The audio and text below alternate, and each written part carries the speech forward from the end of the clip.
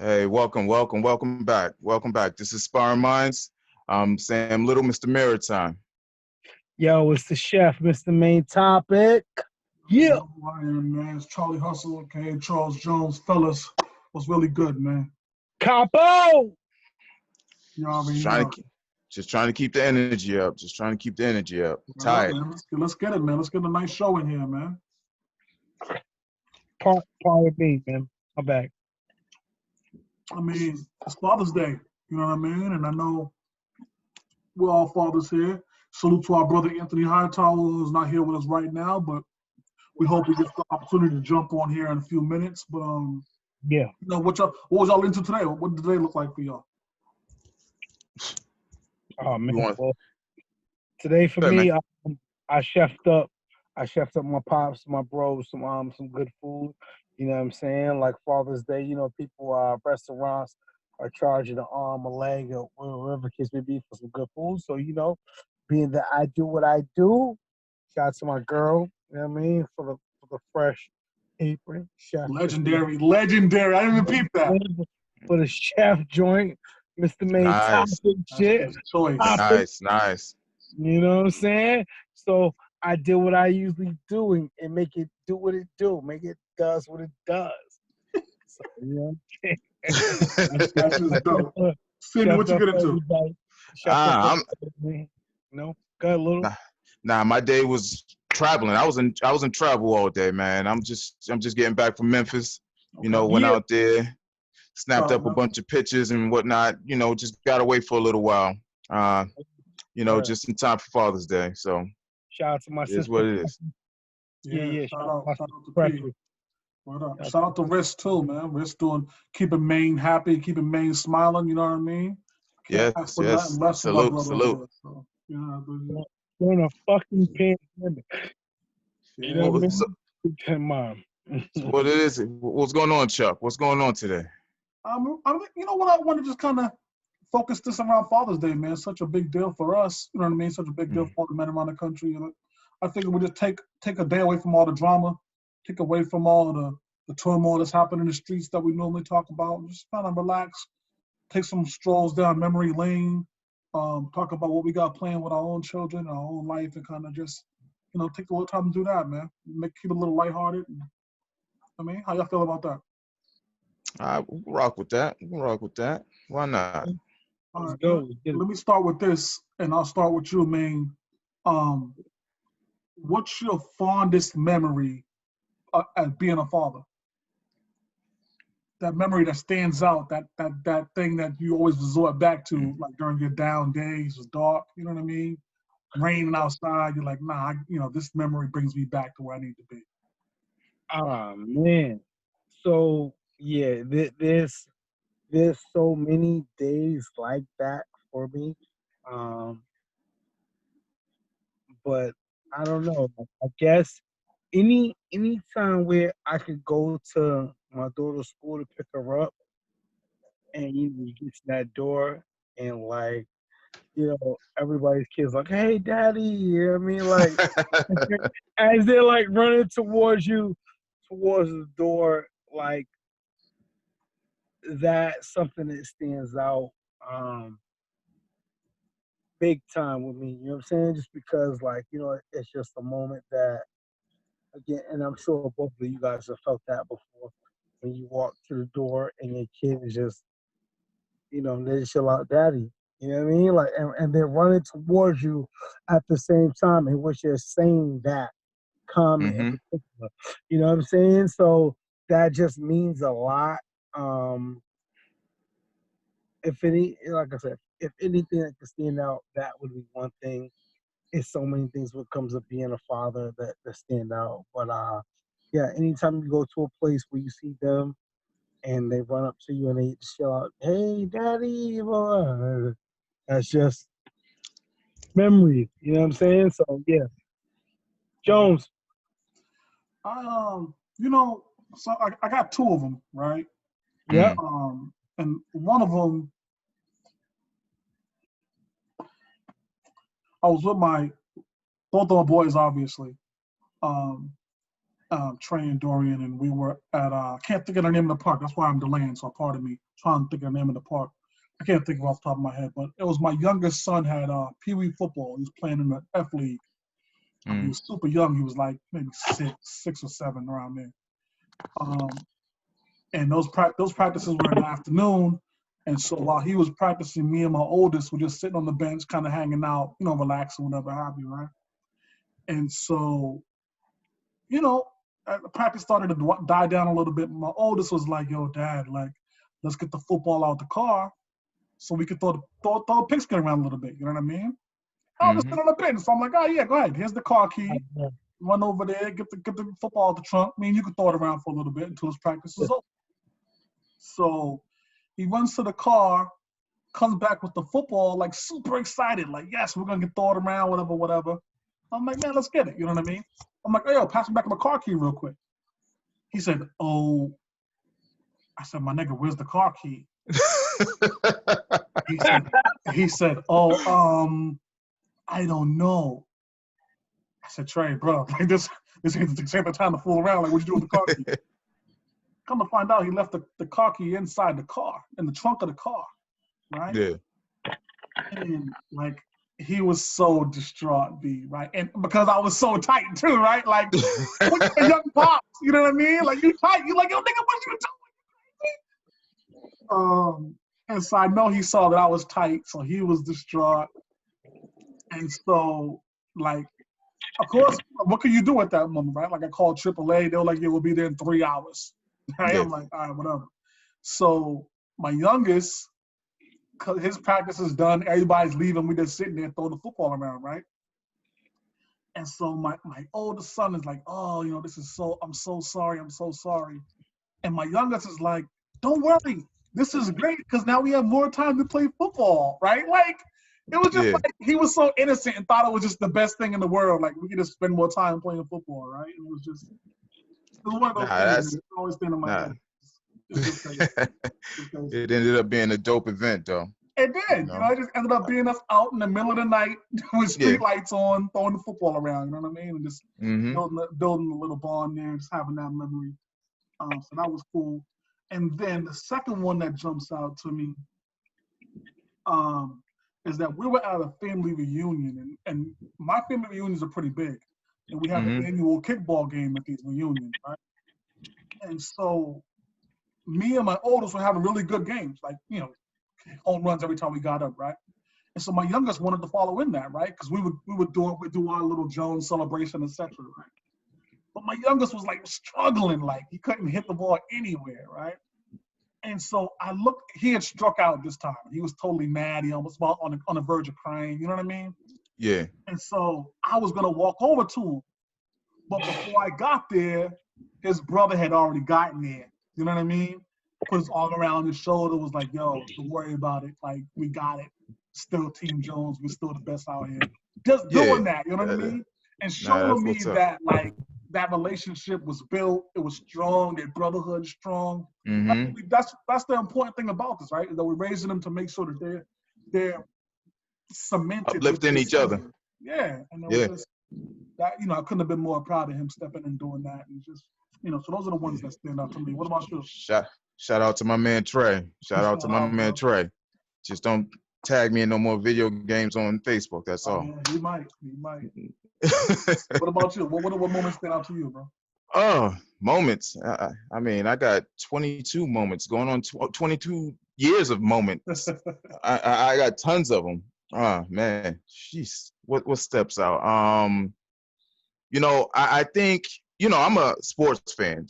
I love basketball. Football was my heart, but I think I bonded. I think I got to know my son a lot better when he started playing baseball. Like, I didn't know nothing about baseball. Baseball's slow as shit to me. But seeing him out there and me not even teaching him the game, him going out there excelling, his first year MVP, and he's doing things, and I'm just like, damn, like, I'm at every game. I'm happy. I'm like that. I'm the father jumping around, that's my son, this is that, I think just being around him with the sports, I I just became his fan, you Word. know, and whatnot. You know, I love everything about, you know, everything this kid does. Like, I mean, he's an artist. I mean, he taught himself how to play the piano. Me coming into BU and he's out there on the piano, just, you know, doing John Legend songs and stuff like that. And I'm like, where the hell does this kid get all this from? I might have to take a blood test, but you know, but but you know, like those are proud moments I have. You know, just things that just they were just unexpected to me, and I'm watching this kid, and you know, that's my kid. You know, it's just a proud moment. Um, It's so you dope know, when we get to the point where we actually get to be fans of our kids. You know what I mean? yeah, It's yeah, so dope because when they're super young, they're fans of ours. You know what I mean? yeah. And they're watching everything that we're doing, and they're like, "Oh, my dad's the best," you know. And so when we get to this point, that transition where now it's like, "Yo, my kid got that shit together." Like, Not with me, not with me. They was the opposite. They were like, my dad sucks. Like they were just they were ultra competitive with me. Like it was just like they'll see me do something, and it's just like I can do better than that, and they just go out there and you know whatever. Like you know, but yeah, it was the opposite. Damn, where'd man go? He just disappeared on us. you know, That's all right. we got to keep it moving. We got to keep it Yeah, moving. What's the? Let me ask you this then. What's the good. most important lesson your child or children have taught you? Um, jeez, the important lesson my children have taught me. Yeah. I mean, my children actually molded me, you know, to be who I am today. Like, you know, I was real wild before they came along. Like, you know, they kind of taught me how to slow down a little bit, slow down and, you know, really pay attention to your loved ones and, you know, who do you do this for now? You know, like before it was just all me, like, you know, real selfish. You know, I was real selfish growing up. But, you know, I think they taught me how to, you know, Mm, share and do for others. yeah. I Yeah. mean, because those three, they're the most sharing people I know. Like, you know, especially Samantha. Samantha gives everything. Like, you know, she does everything. You know, Yeah. that's my star right there. See, that's dope. That's dope. Yeah, Um, we'll, we'll get to Mano when he gets situated. yeah. What up, man? I was just asking Sammy, what's the most important lesson that your child has taught you?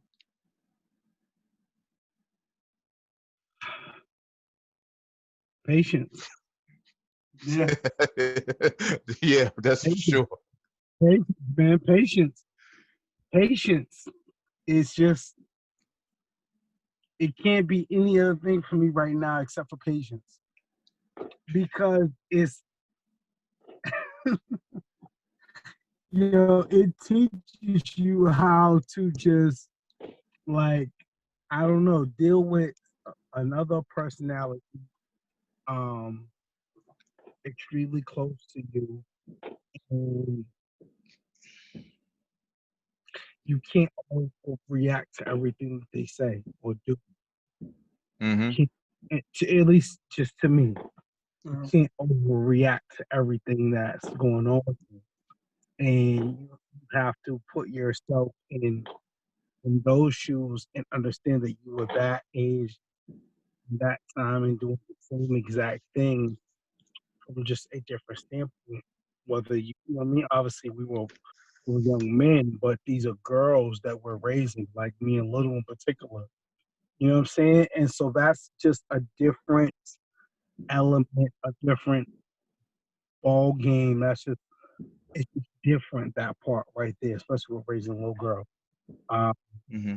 and patience, more than anything, is what that teaches you because you have to be extremely patient with your children, specifically little girls. Okay.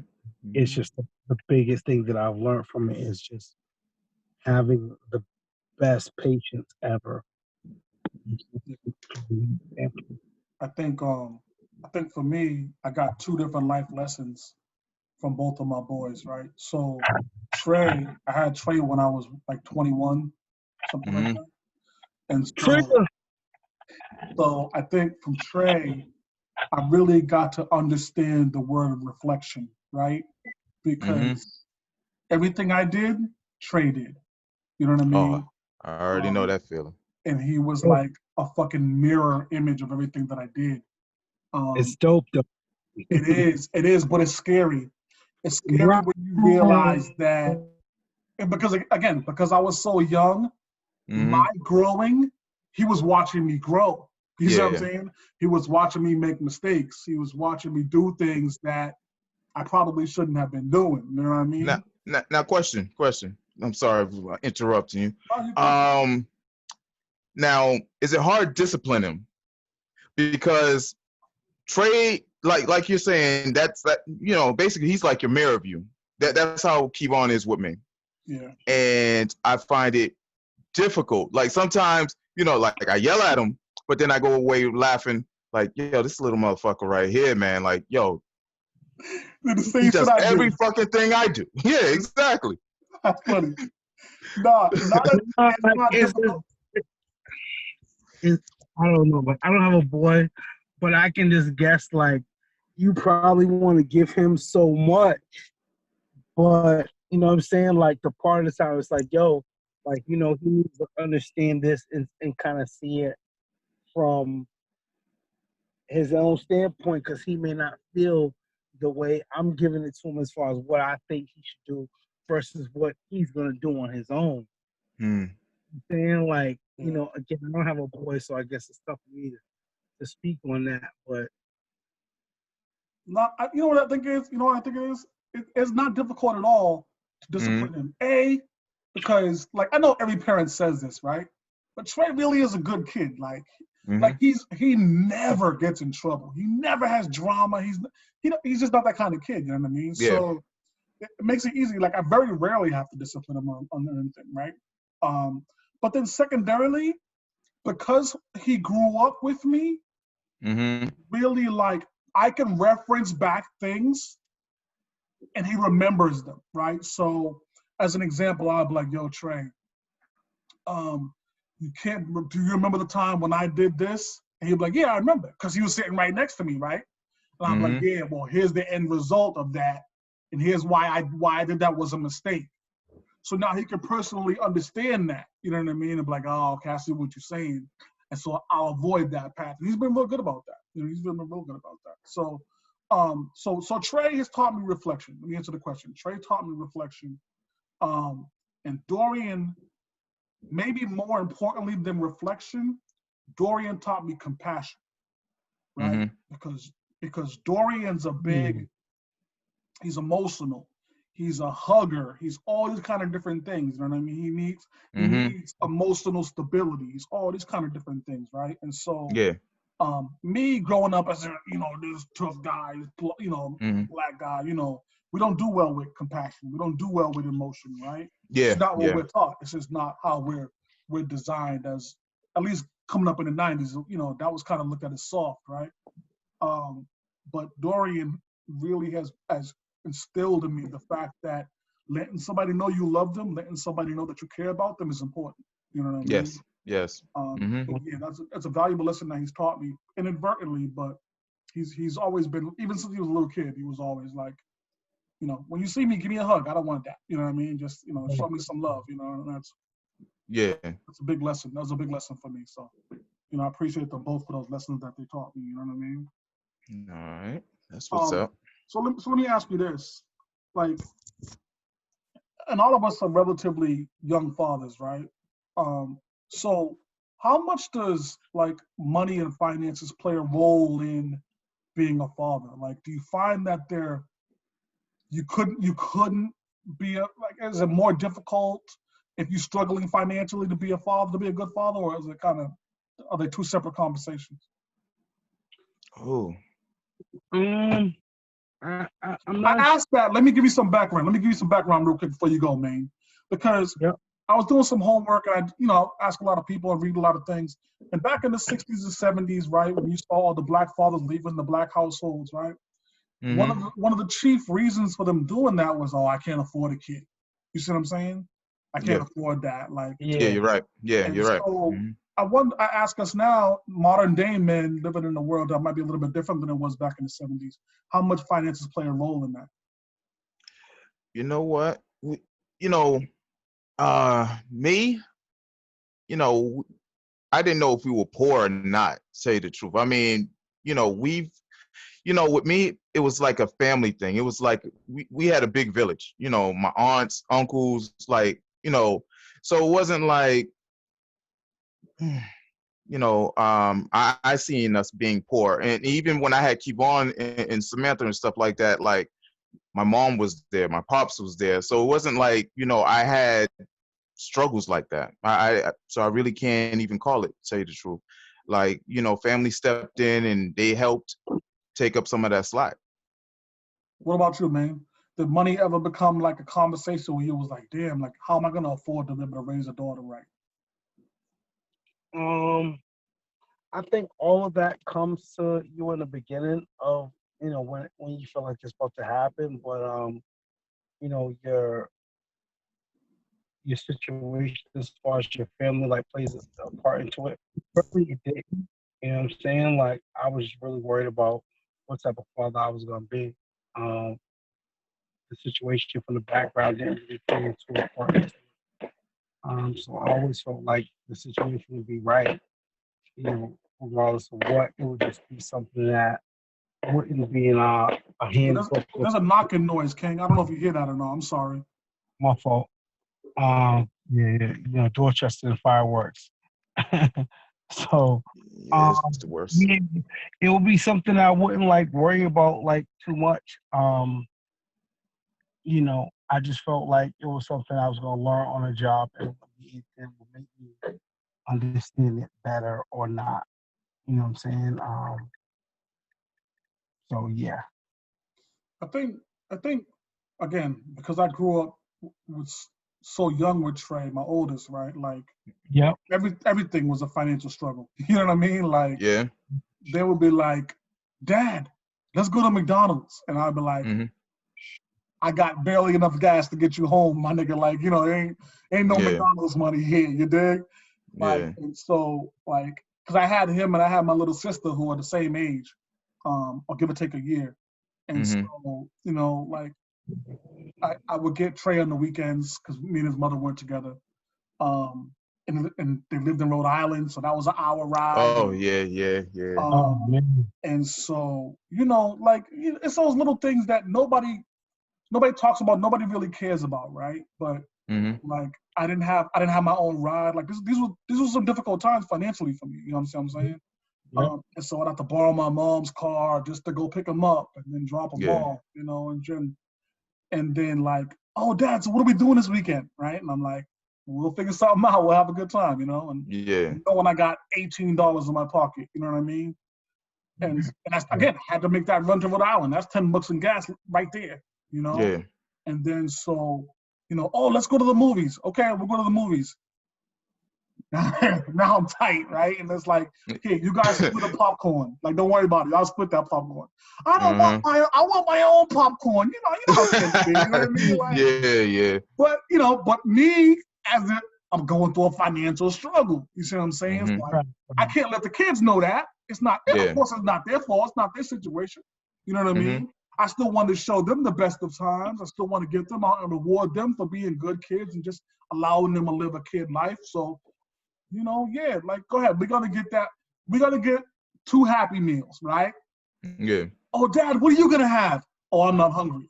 Meanwhile, my stomach's gargling and shit, right? Because I ate Uh-huh. all week. But like that's what we do. That's what you do when you're a parent of a kid. Like you gotta Yeah. suck that up a little bit. Sacrifice. Yeah. I think Yeah. one of the things that Definitely. always stood out in my head was you saw these dudes in the 70s, early 80s bouncing on films because they couldn't afford it. But Hmm. what happens in real life, my nigga, is that shit works itself out. And normally it'll give you something to laugh about 10, 15 years down the line. That's normally how it works itself out. Right. Yeah. Right. So it always disappoints me when I hear dudes say, "Oh, nah, they're out because they can't afford to raise this kid." Come on, man. You Yeah. I'm gotta do not with something. all that. Yeah. Yeah, yeah. So that's disappointing. Let me ask you this real quick, and I'll start with you, Sammy, and we'll work down the main. Hmm. Being a father, because this is like our exclusive Father's Day episode, right? So, what was the scariest moment you ever had with any of your children? The scariest moment I've ever had with any of them? Yeah. Whew. Damn, I would say getting a call on the phone. I had dropped off. I want to believe I dropped off my daughter Samantha with my youngest sister April.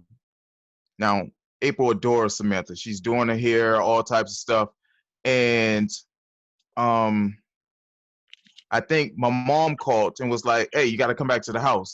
Something's wrong with Samantha. You know, she's kind of, like she's. It looks like she's bruised up, or and something like that." So I'm like, I come. Actually, yeah. So I come.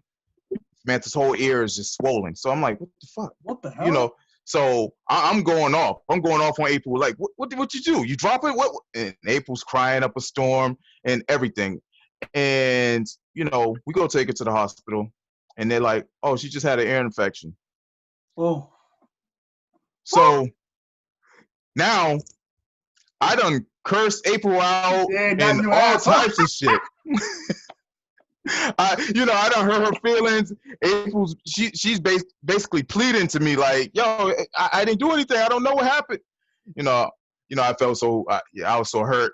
But I think, truthfully, that was probably the scariest moment I've ever. Through the grace of God, I really haven't had really any scary moments. Thank God that Right. I think that's probably the scariest thing I've had. Oh my God, that's crazy. Wow. I know you still apologizing to April right now. Listen, man, that story don't go away. Like I still remember it. Like, man, I was ready to fight and all types of stuff. Man, Well, listen. be like that for your kid. What about you, man?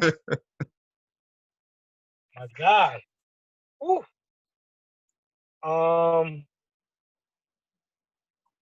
What was the question again? It was about What was the scariest Scared. moment you ever had with your kid?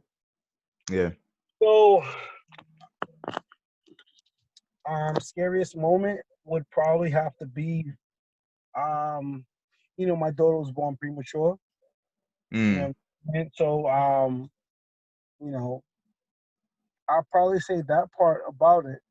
You know what I'm saying? And going to the hospital and kind of leaving her there, and knowing that you can't take her with you. You know what I'm saying, when Yeah. you leave. So I guess I'd probably have to say, if any time it was during her premature stages, like the early part when she was first born. She was Yeah. maybe born maybe like 6 weeks ahead of Wow. time. Wow. You know what I'm saying? So I mean, there was a point where I could put my daughter like in my shirt, Oh. like that's how small she was at one point. You know what I'm Mm. saying? So I would definitely say like during her premature stages when she was first being born, like Yeah. that part right there was the most worried I was about anything. That's incredible. That's incredible. Yeah. Salute to the young princess, man. Glad Yes. everything worked out in that way. You know what I JK. mean? Yeah, Um, that was rough waters, brother. You know what I'm saying? But we made it throughout it. You know what I'm saying? And those times are the blessings, in itself. But it's extremely scary times. yeah, I can Definitely. imagine. Yeah. I can imagine. Um, How about you, Chuck? well, so I just told y'all I was a broke dad, right? Like I was a definition of broke dad. So I had saved up. This is real shit. I saved up like 2 months, right? To finally take him up to Riverside Park. Now, if y'all my age, so y'all remember Riverside Park. It was an amusement park up on the was it the New Hampshire border? I think it was up there. Um, and it's gone through a couple different name changes. Like it's been Wayland Park. It's been a couple different things.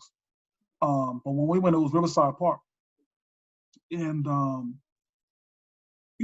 I took him. I took my little sister. Maybe my mother. It was a little group of us, right? And so Trey at the time, he's always been super friendly, right? And so I said, Trey, what do you want? You want some Cracker Jacks? Oh yeah, give me the Cracker Jacks. I turned my back for 2 seconds, brother. I promise you it was 2 seconds. And he was gone in the middle of a fucking amusement park, right? And we was all yelling his name. It was like 10 of us. Like, Trey, where are you? Like, we're all looking for Trey, right? Mm-hmm. And this went on for like 10 minutes, speed. right? To the point where um, I don't cry often as an adult, but I was on the verge, right? And so then he just came walking up like, "Hey, Dad." I'm like, "Nigga, where the fuck was you?" Right? With some like white guy behind him, right? He was like, "Oh, this is my new friend Jeremy," and I was showing him some of the toys over there. What the fuck, dog? Like, he just up and walked away in a fucking amusement park, man. Like, I always thought that was like some white people sitcom shit, dog. And this nigga just walked away in the middle of an amusement park. My whole heart dropped in my stomach, dog.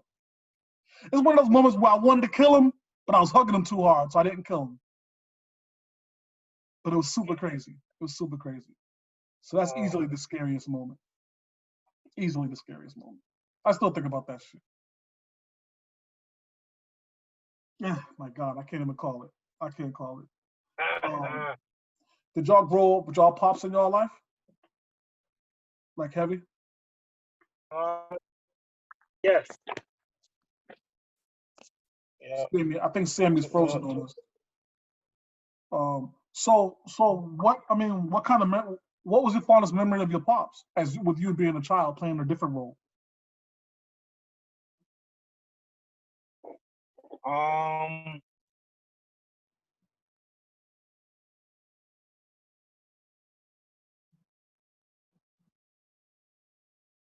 mm.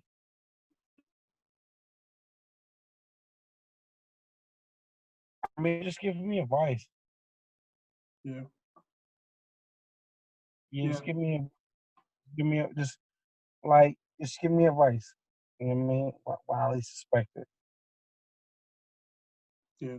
I think you Word. know, it's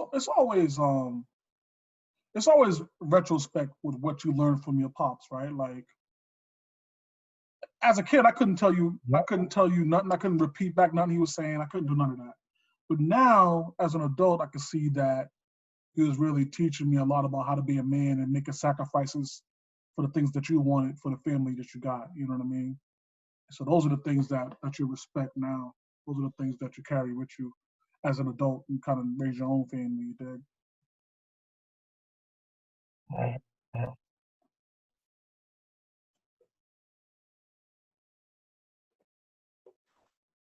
Mm.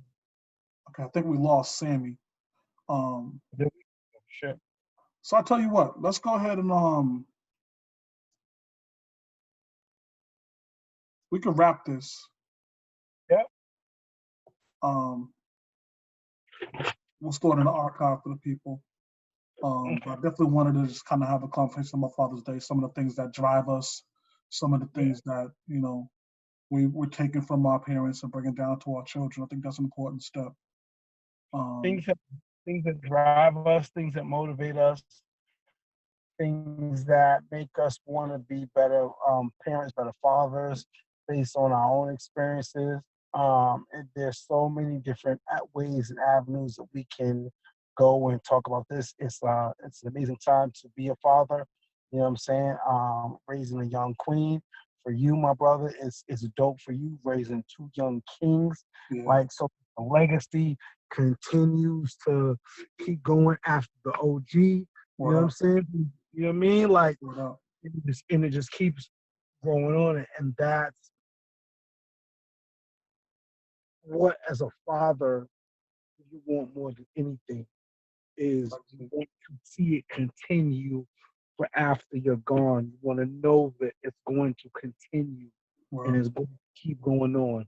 And whether it's through your daughter or through your son, I'm sorry, I'm getting a little emotional, but it's one thing of you course. want to continue to go, on and stuff like that. And it's a difficult journey. It doesn't come with the handbook. Um, and it's something that extremely comes from the heart.